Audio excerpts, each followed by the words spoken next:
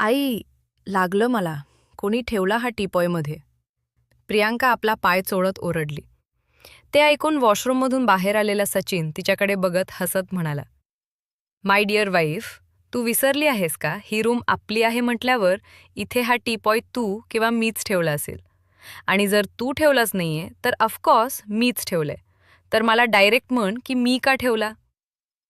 हो ना, कळतंय ना तो मध्ये आहे, तर मग काय गरज होती मध्ये ठेवायची. अगं पण जरा तू बघून चाल ना. हे बघ सचिन, आधीच मला खूप उशीर झालाय. त्यात आता तू माझ्याशी वाद घालू नकोस. प्रियांका आशासमोर उभे राहून आपले केस नीट करत म्हणाली. सचिनने मागून येऊन तिला घट्ट मिठी मारली आणि म्हणाला, काय झालं, काय एवढी चिडचिड करतेस. तुला चांगलेच माहित आहे. काय काय गरज काय होती मला जॉब करण्याची. तुझा बिझनेस सेटल आहे, आईबाबांची पेन्शन चालू आहे.